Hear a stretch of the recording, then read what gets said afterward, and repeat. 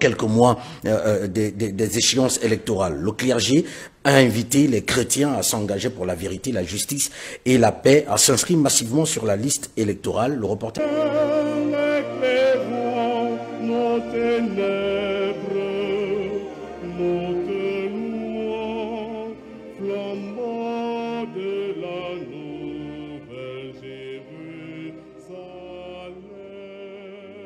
L'Église, famille de Dieu au Gabon, lève-toi et marche pour la justice, la vérité et la paix. Cette citation du pape Jean-Paul II lors de son passage au Gabon en 1982 est revenue à plusieurs reprises comme un élément essentiel dans le message des évêques au peuple gabonais. Qui comprendre, ce reste une invitation aux chrétiens du Gabon à se lever, à se révolter lors des prochaines consultations électorales. L'homme est pétri par son passé, mais il vit et chemine aujourd'hui en regardant vers l'avenir. Conscient de notre parcours, nous réaffirmons qu'il est possible de trouver des chemins d'espérance en instaurant un dialogue entre les membres des composantes religieuses, sociales, politiques, économiques, culturelles et scientifiques.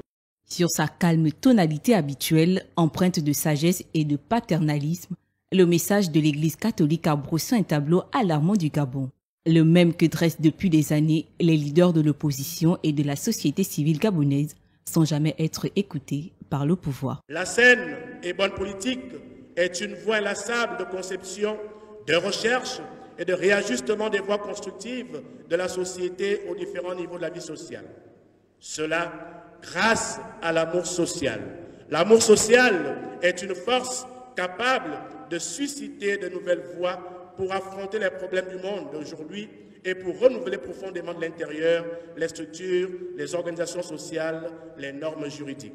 Le message tant attendu était une sorte de cri d'alerte sur les questions d'ordre social, sur l'élection présidentielle à venir et sur la situation socio-politique du Gabon. L'élection présidentielle prévue cette année au Gabon approche inexorablement. La situation socio-politique dans notre pays présente quant à elle des signes d'inquiétude et quelques espoirs. Vu les attentes qui se cristallisent autour de l'élection présidentielle 2023 et les enjeux pour le futur de notre nation, nous, évêques du Gabon, demandons le respect du vote des citoyens. Nous invitons les populations à la vigilance durant les différentes campagnes électorales. Dans le contexte décrit, les évêques du Gabon appellent tous les chrétiens à un engagement social et politique pour la vérité, la justice et la paix. Ils les invitent à faire preuve de solidarité durant les prochaines élections, non sans appeler la classe politique à un sursaut moral et spirituel.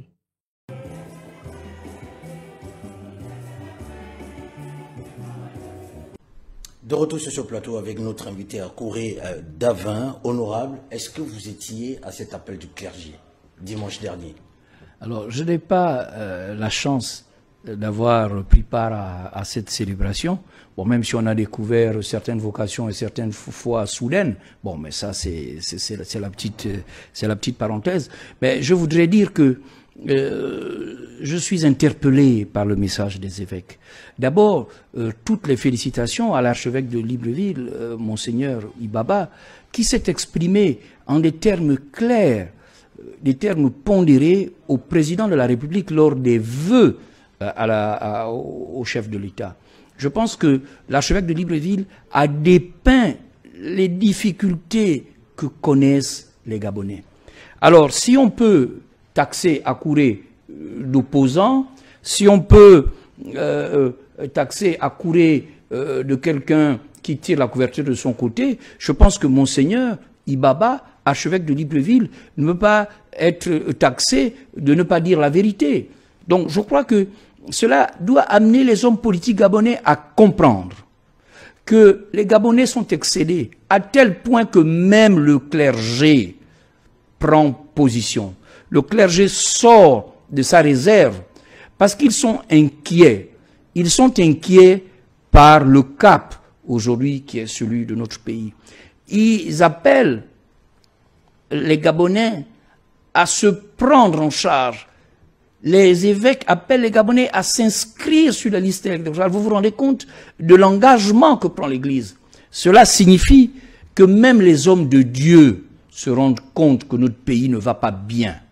Mais je pense que ceux qui le dirigent prennent la mesure de ce message.